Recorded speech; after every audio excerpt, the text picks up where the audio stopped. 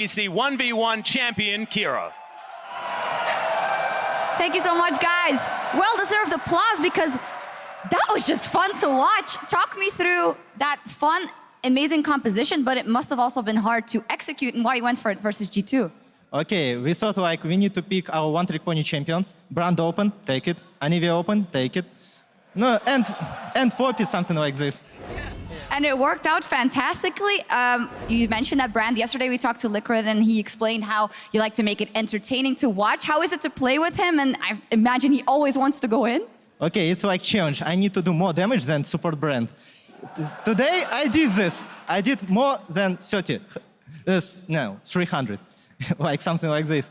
It was close, really close. Yeah, the last update we got is that he was actually out damaging you, I think, just before the end. But do you think you made it?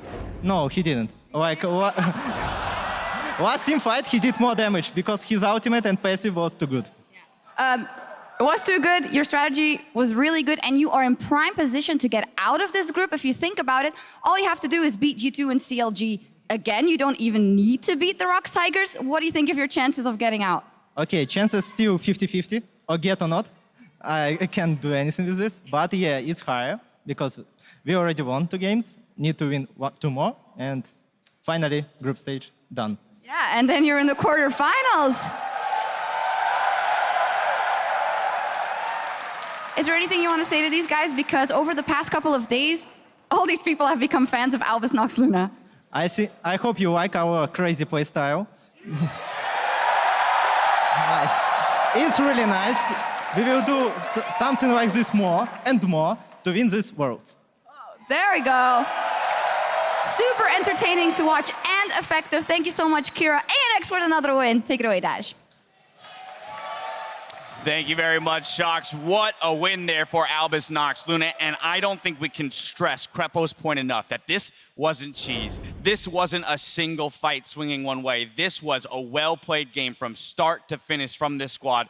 And quite an interesting composition that they built. And the way they played it was stunning. Yeah, they laned well. They were able to actually pull off the synergies between their champions really well. And by the time that they got the atomization that they needed, they just steamrolled with really aggressive calls that you don't expect. And they had a lot of inbuilt synergies, which is why I do have to criticize G2 a little bit about giving them their comfort picks. Right. There are a lot of champions that you can trade back and forth, and G2 is a very diverse team that can play almost anything. So why not ban the champions you're not going to play, but the other team is incredibly comfortable on? Because you saw once Kira and Lecrit and Smurf were playing those 3 together, they had the synergies completely down. Yeah, I think G2 here, they went for a gamble. They went for a lot of scaling compositions, the Orianna, the Ezreal, but they wanted to outplay them late game. Albus Luna Nox did not let them do that. They did the objective sneak. They did that against CLG, and they're doing it here again. The Dragon and then the Baron. Nobody expects that. I mean, even before that, that Baron sneak, right? It was just very clean play in that they understood getting Anivia to that late game state. As long as they secured that first Dragon or 2, they were in a position to wave clear for days, let their support scale up in damage, which is a crazy thing to say on the world stage that you would actually wait for that to happen, but they did it, and it pays off. No, I absolutely love it. And I think that one of the really fun facts about this game, just watching how they play it, the crowd's really... One of the crazy things about the game was actually the fact that they were able to utilize the W, as Atlas has mentioned, to just deny Lee Sin. The only playmaking opportunity, as we were talking about, was either Trick or Orianna with a really nice ball positioning. Perks looked completely off. And without Perks and Trick being stopped, there was nothing G2 could do. Yeah, I mean, you talked about the built-in synergies for this team. I want to dial in on the decisive call, plus the Baron that helped this win for Albus Nox. Here's another look brought to you by Acer.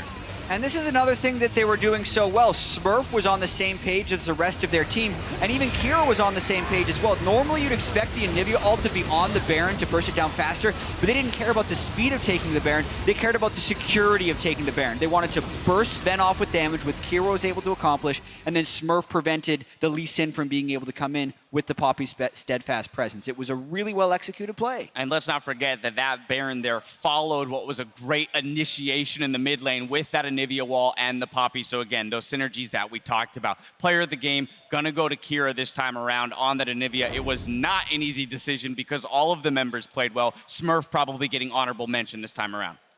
Yeah, and I just want to say we're probably witnessing the birth of a contending region right here. I can't imagine what the guys are feeling there in LCL. They must be so happy. Like, LMS was a like wildcard region a couple of years back. But really, it's the belief that you can be a contender, you can actually win a championship, that's going to drive the entire region forward. Yeah, I don't know if it's belief anymore. It's reality. They're contenders here to get out of this group. But on the other side of the coin, G2, I mean, it's got to be rough for them. Going 0-3 as Europe's #1 seed and just really not having a single footing in this game whatsoever. And the only time that they looked good was yesterday against Rocks, and it was completely dependent on the early game by Trick. And it seems like they just rely way too much on key members. Yeah, and I just want to mention a few things here because I do think their performance is exceptional. 2 wins at Worlds ties the record for as many wins as a wildcard region has had at the World Championship. But also, I want to talk about last year. We had a team in Cloud9 that was 3-0 in week 1 and still didn't make it out of groups, which is why I like the fact that Kira was saying their chances are 50-50 because they're not saying they've done it yet. They're not relaxing in any sense of the word. They know they have to continue to compete if they want to make history and make it into the quarterfinals as a wildcard region. That's very key. And then, of course, if you do look at the flip side with G2 starting 0-3, I mean, it's going to be a very big hill for them to climb if they want to get out of this group. When you think about the fact that they're going to have to play the Rocks Tigers again, and that's, you know, probably an expected loss coming into the week. You know, aside from that, fun little statistic in terms of Liquid's damage, because I know a lot of people are going to be curious. He was 350 damage away from being the highest on his team in that game.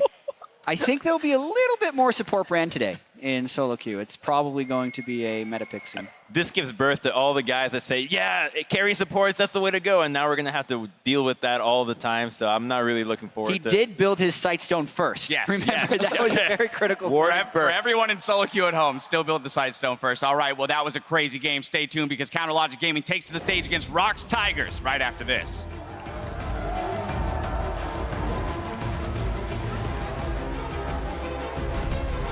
Baby, baby, looking for something, sweet dreams I never been. Everybody looking for something.